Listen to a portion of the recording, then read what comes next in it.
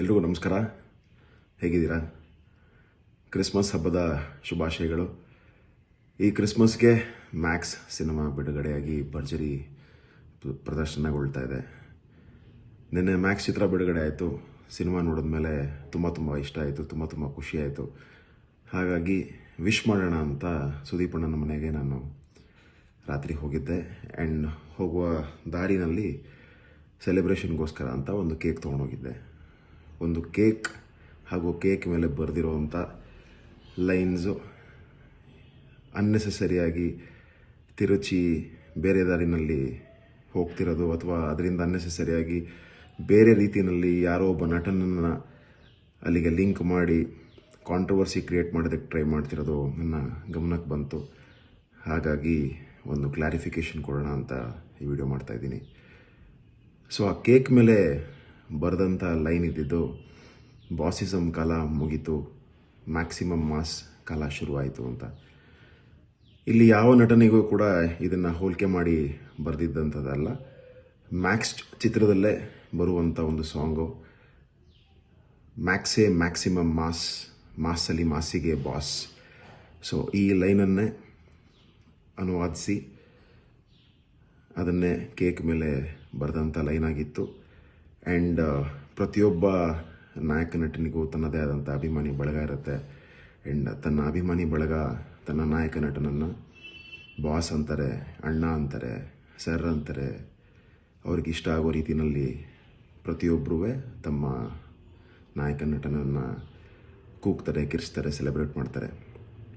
So ಇಲ್ಲಿ ಒಂದು ಪದ ಯಾವ ನಟನಿಗೂ ಕೂಡ ಸೀಮಿತ ಆಗಿರಲ್ಲ ಅಂತ ಅನಿಸುತ್ತೆ. ಪ್ರತಿಯೊಬ್ಬ ಅಭಿಮಾನಿಗೂ ತನ್ನ ನಾಯಕ ನಟನನ್ನು ಹೇಗೆ ಬೇಕೋ ಕರಿಬೋದು ಅಂತ ಒಂದು ಒಪಿನಿಯನ್ ಇದ್ದೇ ಇರುತ್ತೆ. ಸೊ ಫಸ್ಟ್ ಪಾರ್ಟ್ ಏನು ಅಂತಂದರೆ, ಇದು ಯಾವ ನಾಯಕ ನಟನಿಗೂ ಏನೋ ಒಂದು ಹೇಳಬೇಕು ಅಂತ ಬರೆದಿರೋವಂಥ ಲೈನ್ ಅಲ್ಲ. ಆ್ಯಂಡ್ ಸಾಂಗ್ನಲ್ಲೇ ಬರುವಂಥ ಲೈನು ಮಾಸಲ್ಲಿ ಮಾಸಿಗೆ ಬಾಸ್ ಅಂತ.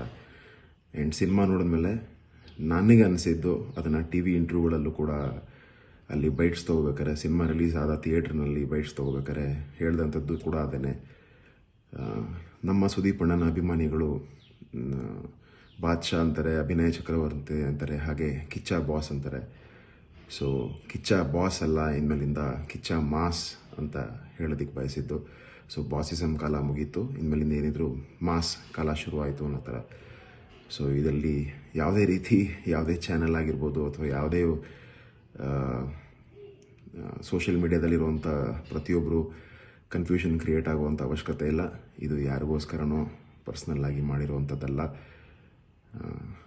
ಇಷ್ಟು ವರ್ಷದಲ್ಲಿ ಸೋಷಿಯಲ್ ಮೀಡಿಯಾದಲ್ಲಿ ಆ ರೀತಿ ಯಾವತ್ತೂ ನಾನು ಪರ್ಸ್ನಲ್ಲಾಗಿ ಮಾಡಿಲ್ಲ, ಆ್ಯಂಡ್ ಮುಂದೆ ಕೂಡ ಮಾಡೋದು ಇಲ್ಲ. ಕನ್ನಡ ಚಿತ್ರರಂಗ ಒಂದು ಅದ್ಭುತವಾದ ಕುಟುಂಬ.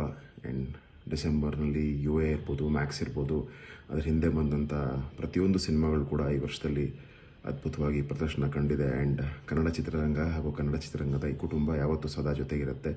ಇಲ್ಲಿ ಯಾವ ನಟನೂ ಕೂಡ ಇನ್ನೊಬ್ಬ ನಟನಿಗೆ ಟಾಂಗ್ ಕೊಡುವಂಥ ಪರಿಸ್ಥಿತಿ ಇನ್ನೂ ಬಂದಿಲ್ಲ, ಬರೋದು ಇಲ್ಲ. ಸೊ ಯಾರೂ ಕೂಡ ಈ ಒಂದು ಲೈನ್ಗಳನ್ನ ಹಿಡಿದು ಕಾಂಟ್ರವರ್ಸಿ ಮಾಡುವಂಥ ಅವಶ್ಯಕತೆ ಇಲ್ಲ ಅಂತ ಕೇಳ್ಕೊತೀನಿ. ಮ್ಯಾಕ್ಸ್ ಸಿನಿಮಾ ಬಿಡುಗಡೆ ಆಗಿದೆ, ಅದ್ಭುತವಾಗಿ ನಡೀತಾ ಇದೆ. ದಯವಿಟ್ಟು ಎಲ್ಲರೂ ಥಿಯೇಟ್ರಿಗೆ ಹೋಗಿ ನೋಡಿ. ಕನ್ನಡ ಸಿನಿಮಾಗಳನ್ನ ನೀವೆಲ್ಲರೂ ಅದ್ಭುತವಾಗಿ ನೋಡ್ತಾ ಇದ್ದೀರಾ. ಆ್ಯಂಡ್ ಡಿಸೆಂಬರಲ್ಲಿ ಕ್ರಿಸ್ಮಸ್ ಸಲುವಾಗಿ ಬಂದಿರುವಂಥ ಎಲ್ಲ ಚಿತ್ರಗಳನ್ನೂ ಅದ್ಭುತವಾಗಿ ವೀಕ್ಷಣೆ ಮಾಡಿದ್ದೀರಿ. ಇದೇ ರೀತಿ ನಿಮ್ಮ ಕನ್ನಡ ಸಿನಿಮಾ ಮೇಲಿರುವಂಥ ಪ್ರೀತಿ ಮುಂದುವರಿಯಲಿ. ಜೈ ಕನ್ನಡ.